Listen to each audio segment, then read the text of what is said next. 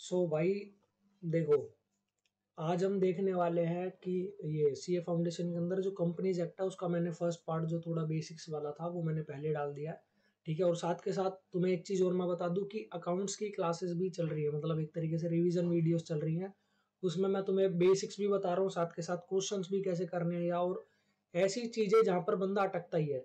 ठीक है, तो मैं वो मतलब मेजरली तुम्हारा सब कवर करके चल रहा हूँ, और तुम मेरी इस टाइम हालत देख रहे होगे कैसी हो रही है, तो उस पर फोकस ना करके सीधा पढ़ाई वाले कंटेंट पे ध्यान दो। तो सबसे पहले हम आज देखने वाले classes of the companies under this act, मतलब कितने तरीके की कंपनीज होती हैं, और इस पे क्वेश्चन बन जाता है, बड़े आराम से बन जाता है। ठीक है, तो मेरा तुम्हारे से यही रिक्वेस्ट रहेगी कि इस वीडियो को ज्यादा से ज्यादा शेयर करो, और अभी तक भी तुमने चैनल को सब्सक्राइब नहीं करा तो भाई चैनल को जरूर सब्सक्राइब करो यार, क्या कर रहे हो तुम लोग। और ये थोड़ा सा फास्ट रहेगा, तो इसे थोड़ी कम स्पीड पे भी देख सकते हो, या जैसा तुम्हारा मन करे उस हिसाब से देख लो। बस इसमें ज्यादा डिटेलिंग में नहीं जाऊंगा मैं, बस ऊपर ऊपर से फटाफट फटाफट लेके चलूंगा। तो स्टार्ट करते हैं विदाउट टाइम वेस्टिंग, 1 मिनट तो गई इसमें। ठीक है, तो भाई देखो कितने तरीके की कंपनीज होती हैं हमारी, तो इसके ऊपर भी हम मतलब कुछ बेसिस है जिसके ऊपर हम कंपनीज को डिवाइड करते हैं कि कितने तरीके की होती है। सबसे पहला बेसिस है लाइबिलिटी के ऊपर। ठीक है, लाइबिलिटी के बेस के हिसाब से हमारी जो कंपनी होती है, कंपनी लिमिटेड बाय शेयर्स। ठीक है, यानी कि ऐसी कंपनी जो लिमिटेड बाय शेयर्स होता है, इसका मतलब ये है जिस कंपनी में शेयर कैपिटल होती है। ठीक है, तो हमारा जो लाइबिलिटी होती है, जैसे मान लो मैं साहिल माहौर, ठीक है, मैंने किसी कंपनी में रिलायंस में मैंने शेयर्स परचेज कर रखे हैं, शेयर है 2500 रुपए का, उन्होंने जो कॉल मंगाई है वो मंगाई है 2100 रुपए की, तो मैं सिर्फ आगे 400 रुपए तक ही लाइबल हूँ, तो मैं सिर्फ अनपेड अमाउंट तक ही लाइबल रहूंगा। यहाँ पर देखो मैंने ये अंडरलाइन कर रखा है, unpaid amount on the share, तो उतने तक ही लाइबल होता है बंदा। और ये जो अनपेड अमाउंट है, ये कंपनी ऑन द मतलब कॉल्ड अपॉन कर सकती है टू कंट्रीब्यूट, कब, जब कंपनी वाउंड अप हो रही है। ठीक है, जो शेयर होल्डर है ना, उसकी लाइबिलिटी सिर्फ अनकॉल्ड अमाउंट तक की है, उसके ऊपर वो कोई पैसे नहीं देगा। मान लो अगर कंपनी का डेट 1 करोड़ रुपए का भी है ना, तो कंपनी तुमसे 1 करोड़ रुपए नहीं मांग सकती है। क्यों? क्योंकि तुम्हारी लाइबिलिटी सिर्फ 400 रुपए की है, क्योंकि तुमने 2500 रुपए का शेयर खरीदा था, 2100 रुपए पहले ही मंगा चुके हैं, 400 रुपए बच रहे हैं, बस 400 मंगा सकते हैं, उससे ज्यादा नहीं है। तो on the basis of liability में सबसे पहला है लिमिटेड बाय शेयर्स, दूसरा है लिमिटेड बाय गारंटी।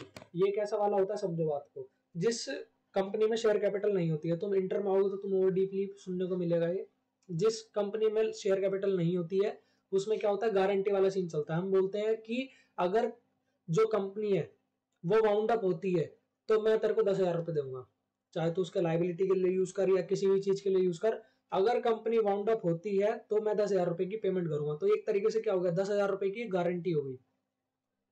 माइक मैंने अभी तक लगाया नहीं, कोई बात नहीं, अब लगा लेते हैं। अभी तक ये फोन वाली ऑडियो ले लेके बाकी वो कर ले। ठीक है, तो लिमिटेड बाय गारंटी में क्या होता है, हम एक गारंटी दे देते हैं कि हाँ भाई इतने पैसे मैं दे दूंगा। तो ये क्या होता है, liability of its member to such an amount as the member may respectively undertake, मतलब जो भी हम अपनी तरफ से अपनी इच्छा से जो भी अंडरटेक करेंगे कि हाँ इतने रुपए मैं दूंगा, तो वो होती है इसमें liability of the member to contribute to the assets of the company in the event of its being wound up, यानी कि जब भी कंपनी बंद होगी तो मैं तेरे को 10,000 रुपए दूंगा। ये हो गया गारंटी वाला, और ये जितनी भी अमाउंट होती है मेमोरेंडम में मेंशन होती है। ठीक है, बस इसमें और कुछ नहीं है। इसके बाद आता है अनलिमिटेड कंपनी। कई कंपनी ऐसी भी होती है जिनकी अनलिमिटेड लाइबिलिटी होती है, मतलब तुम्हें घर बेच के भी अपना पैसा देना पड़ेगा कंपनी को। तो अनलिमिटेड वाले में क्या होता है, liability of the member ceases when he ceases to be member. मतलब इस केस में क्या होता है कि मान लो मैं रिलायंस में क्या था, एक शेयर होल्डर, तो अगर मैं उसका मतलब मैंने उसके शेयर वेयर बेच दिया और मैं अब उसका मेंबर नहीं हूं, तो भाई मेरी वहां की अनलिमिटेड लाइबिलिटी भी खत्म हो जाती है। ठीक है, और अनलिमिटेड लाइबिलिटी में क्या होता है, no limit on the liability of the member, कोई लिमिट नहीं होती लाइबिलिटी पे, जितने मर्जी पैसे मंगा सकते हैं, घर बेच दो, खुद बिक जाओ। ठीक है, liability ceases when he ceases to be the member. ठीक है, liability is not unlimited till the company is being wound up. ऐसा नहीं है कि तुम बीच में मान लो कंपनी बंद नहीं हो रही है, बट जो कंपनी के डायरेक्टर है वो बोल रहे हैं लाओ भी निकाल लो, घर बार बेच के पैसे लिया, जरूरत है कंपनी को, ऐसा नहीं है। जो घर बार बेच के पर्सनल एसेट्स को बेच के जो भी पैसे बंदा लेके आएगा, मतलब अनलिमिटेड लाइबिलिटी की पेमेंट करेगा, वो कब होता है, जब जो कंपनी है वो वाउंड अप हो रही है। Member can be called to contribute only at the event of winding up of the company. Liability of each member extend to the amount of the company's debt and liabilities. मतलब ऐसा नहीं है director कह रहा है यार मेरे घर का पर्सनल लोन है उसके लिए पैसे मंगा लेता हूँ, तो ऐसा नहीं है। डायरेक्टर वगैरह ये सारा अपना पर्सनल चीजों के लिए पैसे नहीं मंगा सकते शेयर होल्डर से, सिर्फ और सिर्फ कौन से पैसे मंगा सकते हैं, जो भी कंपनी के डेट एंड लायबिलिटीज है, ठीक है। इसके बाद आगे चलते हैं, on the basis of member, कितने मेंबर होते हैं। जो 1 पर्सन कंपनी है, ठीक है, इसका हम एक बार छोटा कर लेंगे सिस्टम। जो 1 पर्सन कंपनी है, ठीक है, इसमें क्या होता है, सिर्फ एक बंदा होता है जो मेंबर होता है। रिलायंस वगैरह इनमें कई सारे लाखों करोड़ों मेंबर हैं। जो 1 पर्सन कंपनी होता है उसमें एक मेंबर होता है, एक ही शेयर होल्डर होता है, ठीक है। ये एक नया नया निकला है, नई स्टाइल की कंपनी अभी इस टाइम चल रही है ट्रेंड में। One person company has introduced to encourage the entrepreneurship. मतलब जो होता है ना, जिसके दिमाग में आइडिया आता है कि हाँ कुछ तो बड़ा करना है, बट अभी इतने ज्यादा लोग मैं जोड़ नहीं सकता हूँ, मैं अकेला ही हूँ, तो उनके लिए है 1 पर्सन कंपनी। इसका भी सेम टू सेम वही चीज होती है, बट ये सोल प्रोप्राइटरशिप से डिफरेंट है। मतलब कंपनी वाले सारे इसमें फीचर्स हैं, बट ये सोल प्रोप्राइटरशिप नहीं है। इसके पास भी सेपरेट लीगल एंटिटीज है, ठीक है। और the liability of the owner is not restricted, and कि जो ओपीसी है ना, ओपीसी में लिमिटेड लायबिलिटी होती है। मतलब जो उसका मेंबर है, जो सिंगल मेंबर है, वो लायबल ही नहीं है ज्यादा, मतलब अनलिमिटेड सब कुछ पे कर देगा, इसके लिए लायबल नहीं है। जो सोल प्रोप्राइटरशिप होती है उसके अंदर होता है कि बंदा घर वर बेच के भी उसे डेट और अपने लोन वगैरह की लायबिलिटी वगैरह की पेमेंट करनी पड़ती है, बट 1 पर्सन कंपनी में ऐसा नहीं है। 1 पर्सन कंपनी के सिग्निफिकेंट पॉइंट क्या है, ओनली एक सिंगल मेंबर होता है, मिनिमम कैपिटल कितनी भी रखो कोई लिमिट ही नहीं है। Memorandum of OPC shall name of the other company, जो कि मतलब कि एक तरीके से नॉमिनी। अगर जो मेंबर है, जो शेयर होल्डर है उस 1 पर्सन कंपनी का, अगर उसकी डेथ हो जाती है या इनकैपेसिटी हो जाती है टू कॉन्ट्रैक्ट, तो क्या होगा कि उसका नॉमिनी उसकी पोजीशन होल्ड कर लेगा। जैसे मान लो किसी बंदे ने, मिस्टर एक्स ने ओपीसी चालू करी थी, वो बंदा मर गया, तो उसका जो नॉमिनी अब वो ओपीसी चलाएगा। तो ये होता है। तो मेमोरेंडम के अंदर उसे अपने नॉमिनी का नाम भी देना पड़ता है, और जो अदर पर्सन जिसका नाम दिया है नॉमिनी के लिए, उसकी एक प्रायर रिटर्न कंसेंट लेनी पड़ेगी, और जो कि आरओसी में भरनी पड़ती है। इतना ज्यादा आता नहीं डीप में, ठीक है। और जो अदर पर्सन है, जो नॉमिनी है, वो अपनी कंसेंट को विड्रॉ भी कर सकता है। और बाकी सारी तो ऐसी पॉइंट है, शायद आएगा नहीं। और एक चीज जो इसके ऊपर जो क्वेश्चन बनता है कि only a natural person who is Indian citizen whether resident और इंडिया और अदरवाइज, ये लाइन इसे मैं अदर से अलग से करूंगा ये,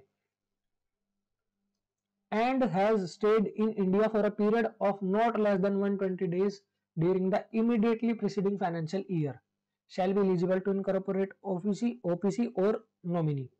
अब इसे समझो, जो मेन पॉइंट है, देखो जो भी ओपीसी का मेंबर बनेगा या जो भी ओपीसी का नॉमिनी बनेगा, वो बंदा क्या होना चाहिए, नेचुरल पर्सन होना चाहिए।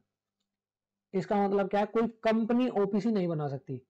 नेचुरल पर्सन मतलब हमारे जैसा, जिसके 2 कान 2 आंख 1 नाक और 1 मुंह, ठीक है, कोई अलग सा प्राणी नहीं होना चाहिए, नेचुरल पर्सन होना चाहिए, और साथ के साथ वो इंडियन सिटीजन होना चाहिए।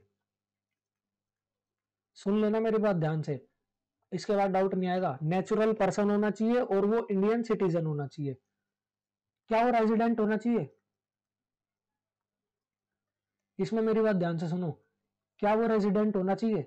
देखो ये तो होना ही चाहिए, नेचुरल पर्सन होना चाहिए, इंडियन सिटीजन होना चाहिए। क्या वो रेजिडेंट होना चाहिए, तो इस केस में ये अमेंडमेंट है, और इस पे क्वेश्चन आता भी है कि वो रेजिडेंट हो या ना हो, कोई फर्क नहीं पड़ता। है तो अच्छी बात है, नहीं है तो कोई बात नहीं। मतलब अगर रेजिडेंट है तो भी बना सकता है, रेजिडेंट नहीं है तो भी बना सकता है। इसलिए यहां पर जो लिखा हुआ है वेदर रेजिडेंट इन इंडिया और अदरवाइज, इस और अदरवाइज से पूरा खेल बदल गया। इसका मतलब यह है कि अगर वो रेजिडेंट है तो बहुत बढ़िया बात है, बट अगर वो रेजिडेंट नहीं है कोई दिक्कत नहीं, फिर भी बना लो। तो इसका मतलब जो मेन है, बस ये बेफालतू में डाल रखा है ऐड करके भटकाने के लिए, जो मेन है वो ये है कि वो नेचुरल पर्सन होना चाहिए, इंडियन सिटीजन होना चाहिए, सिंपल।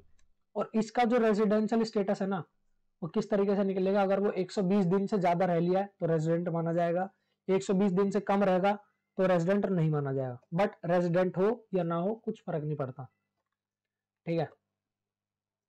इसके बाद no person shall be eligible to incorporate more than one OPC or become nominee in more than one such company.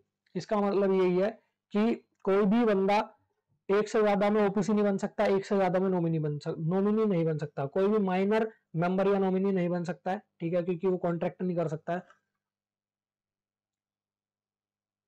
Such company can not be incorporated or converted into the company under section 8। भाई इसे important थोड़ा सा mark कर लेना। इसका मतलब यह है कि जो भी ओपीसी है ना तो वो सेक्शन 8 यानी कि चैरिटेबल एक्टिविटीज के लिए नहीं बनाया जा सकता और ना ही उसे कन्वर्ट कर सकते चैरिटेबल एक्टिविटीज के लिए, उसे प्राइवेट या पब्लिक कंपनी में कन्वर्ट करा जा सकता है। ये एनबीएफसी वाले काम या बैंकिंग वाले काम नहीं कर सकती है, ठीक है। इफ वन पर्सन कंपनी और any officer they shall be punishable, ये तुम्हें याद नहीं करना, ठीक है। आगे प्राइवेट कंपनी क्या होता है, जिसका minimum paid up capital as may be prescribed. एक तो ये तुम इंटर में होगे ना, तुम्हें बहुत सुनने को मिलेगा, ये एज में बी प्रेस्क्राइब्ड, ये एज में बी प्रेस्क्राइब्ड, मतलब रूल्स में जो लिख दिया वो मानेंगे। अब देखो प्राइवेट कंपनी कौन कौन सी होती है, प्राइवेट कंपनी कौन कौन सी होती है।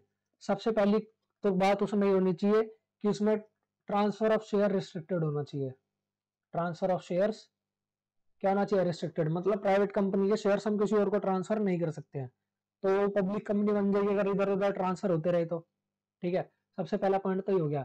Accept in case of one person company limit of the member of this member of 200, मतलब कि जो तुम्हारा मतलब मैक्सिमम नंबर है, maximum number of members in private company वो है 200, मतलब 200 से ज्यादा उसके मेंबर नहीं होने चाहिए, और वन पर्सन कंपनी में तो एक ही होता है। ये कैसे तार उछल रहा है। Provided that where two or more person hold one or share in company jointly और they shall be treated as single member, मतलब जैसे मैं हूं और मेरा एक दोस्त है, हम दोनों ने मिलके एक शेयर खरीदा तो हमको दो दो नहीं माना जाएगा, हमें एक ही माना जाएगा। कितने शेयर खरीदे हैं उस बेस में माना जाता है। एक सेकंड, कितने शेयर खरीदे ये बात को मैं वापसी लेऊंगा। अगर दो बंदों ने एक साथ एक शेयर को खरीदा तो उसको एक ट्रीट करा जाएगा, ये है। और मैंने अगर 2 3 4 5 जितने खरीदे हैं उसको एक ही सिंगल ट्रीट करा जाएगा, इतना समझो। भाई लॉ में जरा से इंटरप्रिटेशन से गलत हो जाता है। Provided further that person who are in employment of the company or person who have been formally employment of the company are not, मतलब इसमें इंक्लूड नहीं होंगे। और इस पे आता भाई तुम्हारा क्वेश्चन, तो ये हो गया तुम्हारा इंपॉर्टेंट चीज। अब जो मैंने तुम्हें बताई थी ना लिमिट, या भाई ये लिमिट है 200 मेंबर्स की, 200 मेंबर से ज्यादा नहीं हो सकते किसमें, कंपनी मतलब 200 मेंबर से ज्यादा नहीं हो सकते प्राइवेट कंपनी में जो मेंबर्स हैं। तो इन 200 मेंबर को जब हम काउंट करेंगे कि मान लो मैंने एक सभा बुलाई, सभा मतलब एक मीटिंग बुलाई, और मीटिंग में मैंने सारे मेंबर्स को बुलाया और मैंने बोला एक एक करके काउंटिंग चालू करो, 1 2 3 4 ऐसे लाइन से बिठा रखा है, तो काउंटिंग चालू हो रही है, मैं गिन रहा हूँ 200 होंगे या नहीं होंगे। अगर 200 होंगे तो प्राइवेट कंपनी, 200 नहीं होंगे तो प्राइवेट कंपनी नहीं है, फिर उसे पब्लिक बनानी पड़ेगी। तो क्या सीन होता है कि जब ये 200 की काउंटिंग होगी ना, तो इनमें वो बंदे जिन्होंने एम्प्लॉयमेंट के अंदर शेयर्स खरीदे हैं। एम्प्लॉयमेंट का मतलब हमारे जो एम्प्लॉयज हैं, जिस टाइम में हमारे एम्प्लॉयज थे उस टाइम पे उन्होंने हमारी ही कंपनी के शेयर्स खरीदे हैं, उनको काउंट नहीं करेंगे।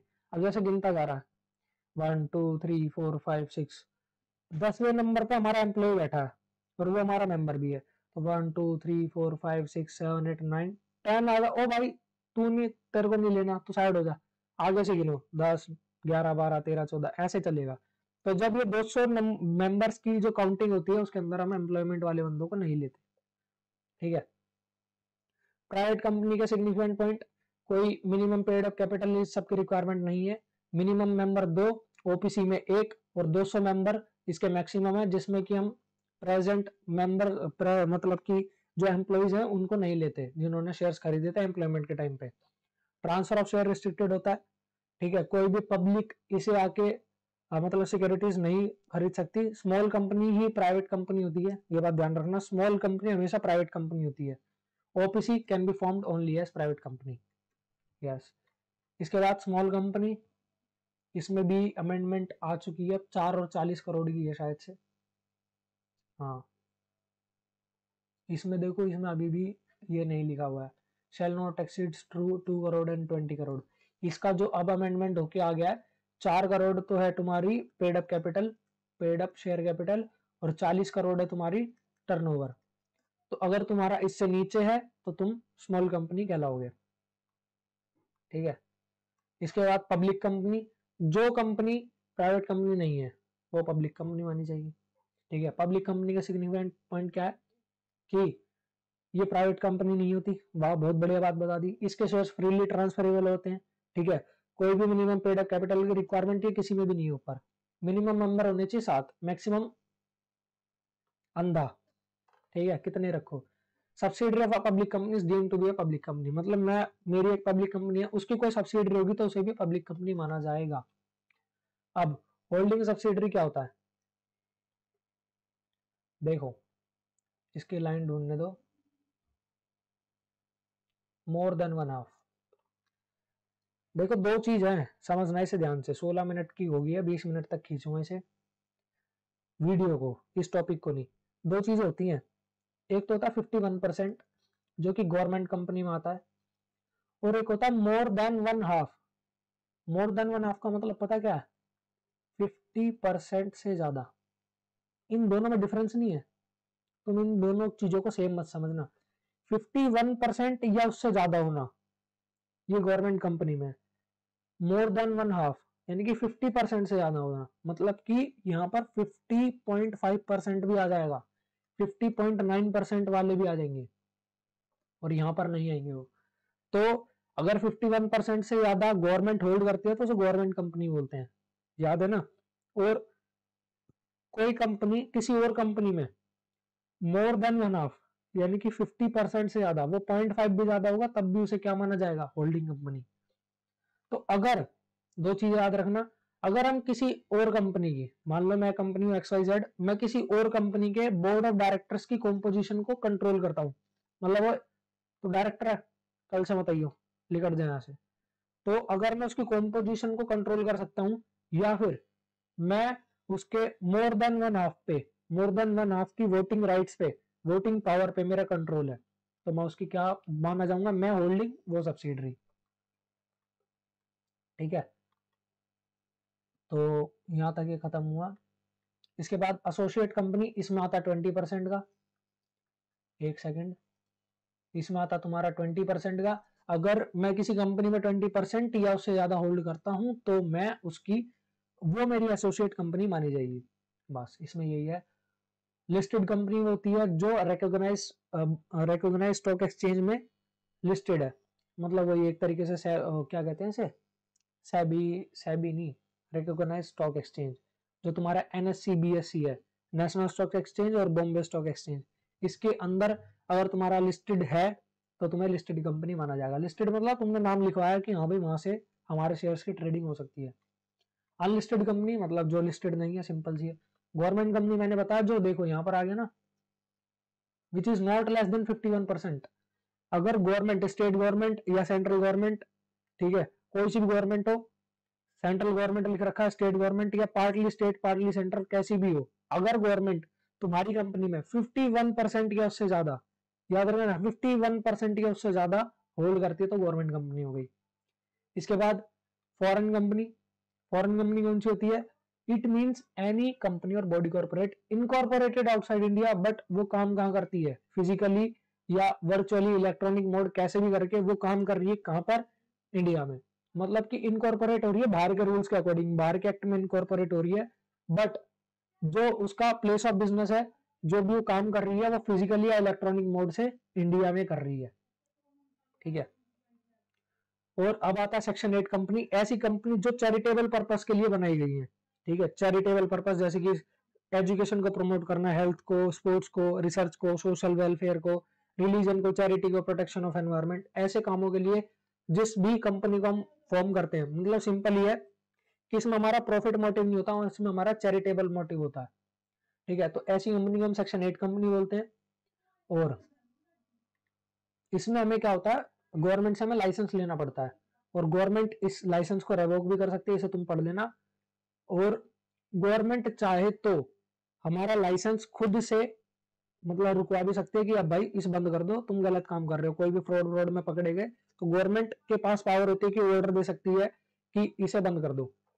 ठीक है, इसके सिग्निफिकेंट पॉइंट हम देख सकते हैं कि ये चैरिटेबल एक्टिविटीज के लिए कर सकता है, मिनिमम शेयर कैपिटल की कोई वो नहीं है, ये प्रॉफिट्स के लिए नहीं होती, uses it's profits for promotion of the objective, मतलब कि अगर इसे कोई प्रॉफिट, देखो ध्यान से समझो इस बात को, जो सेक्शन 8 कंपनी है वो प्रॉफिट्स के लिए नहीं है, मतलब प्रॉफिट कमाने के लिए नहीं है, बट अगर उसे प्रॉफिट हो रहा है तो ऐसा नहीं है कि वो नाली में फेंके, ये भाई प्रॉफिट हो रहा है तो उसे वो मेंबर्स को नहीं दे सकती, ये बात समझो। सेक्शन 8 कंपनी भी प्रॉफिट कमाती है, बट उस प्रॉफिट को वो मेंबर्स में डिस्ट्रीब्यूट नहीं कर सकती, उस प्रॉफिट को वो क्या करेगी, उसी ऑब्जेक्टिव में लगाएगी। मान लो 10,000 रुपए का प्रॉफिट हुआ तो उसे वो उसी रिसर्च वगैरह में उसी में लगा देगी। ठीक है, इसके बाद ये डिविडेंड डिक्लेयर नहीं कर सकती, इसे लाइसेंस लेना पड़ता है सेंट्रल गवर्नमेंट की तरफ से, और ये क्या प्राइवेट लिमिटेड, वर्ल्ड लिमिटेड ऐसे करके नहीं लगाते, ये हमारे अपने पीछे क्या लगाते हैं, क्लब, ठीक है, चैम्बर ऑफ कॉमर्स ऐसे करके। लाइसेंस को कॉन्ट्रा मतलब अगर तुमने कंडीशन तोड़ी, जैसे गवर्नमेंट ने तुम्हें लाइसेंस दिया कि भाई अगर तुम ये एक्टिविटी करोगे तो तुम्हें लाइसेंस मिल रहा है, तुमने उसके बाहर जाके कोई काम कर दिया, मतलब अल्ट्रा वायरस कोई काम कर दिया है, तो तुम्हारा लाइसेंस रिवोक हो जाएगा। ऑन रेवोकेशन मतलब अगर तुमने कंडीशंस को रिवोक कर दिया तो क्या होगा कि तुम्हारा या तो कन्वर्ट कर दिया जाएगा, या तुम्हारा कन्वर्टेड स्टेटस या चेंज इट्स नेम, नाम चेंज कर दिया है, तुम्हें माइंड अप कर देंगे, या किसी और सेक्शन 8 कंपनी जो कि सेम काम करते हैं उसके साथ तुम्हें अमलगमेट मतलब उसे मिला देंगे। जैसे मान लो कोई गड़बड़ करी मैंने, सेंट्रल गवर्नमेंट को पता लग गया, तो सबसे पहले वो क्या कर देगी, मेरी ओपीसी को छोड़ के वो पब्लिक कंपनी या प्राइवेट कंपनी कुछ भी बना सकती है। ठीक है, इसके बाद मेरा नाम चेंज करने को बोल सकती है, या बोल सकती है इसे बंद ही कर दो, या बोल देगी कि तुम्हारे जैसे ही कोई और सेक्शन 8 कंपनी है उसके साथ तुम मिलकर काम करो। इसके आगे तुम्हें देखने की जरूरत नहीं है। ठीक है, डोरमेंट कंपनी क्या होता है, सिर्फ नाम के लिए कंपनी बनाई है बट कुछ काम नहीं हो रहा है। ठीक है, ये एक तरीके से इनएक्टिव कंपनी भी होती है। इसके बाद आगे तुम्हारा निधि कंपनी, ये एक तरीके से होता ना चिट फंड वाला, वही तुमने देखा होगा, कौन सी हो फिर हेरा फेरी के अंदर, या कौन सी मूवी है याद नहीं मेरे को, लक्ष्मी चिट फंड नाम था उसका, हाँ। तो कुछ इसी तरीके की है, इस पे ज़्यादा क्वेश्चंस तुम्हारे बनते नहीं है। तो यहाँ पर तुम्हारा क्लासेस ऑफ कंपनी खत्म हो गया, लगभग 23 मिनट की वीडियो बनी है, और आई होप तुम्हारा सारा क्लियर हो गया होगा, और इसमें क्वेश्चन आएगा तो तुम इसे अटेम्प्ट कर पाओगे। इसके बाद हम ये मोड्स ऑफ इनकॉर्पोरेशन वगैरह देखेंगे, और फिर कंपनी लॉ खत्म करेंगे। इसके बाद मतलब इसके बाद नहीं, इसके साथ ही मेरे को दूसरा एक्ट भी चालू करना है। तो मेरे को ये बताओ, इंडियन कॉन्ट्रैक्ट एक्ट चालू करूँ या सोगा चालू करूँ? कमेंट में इसके जरूर बताना कि सोगा शुरू करूँ या कॉन्ट्रैक्ट एक्ट। मिलता है तुमसे नेक्स्ट वीडियो में भाई, शेयर करो वीडियो को। Thank you, peace out, subscribe कर देना।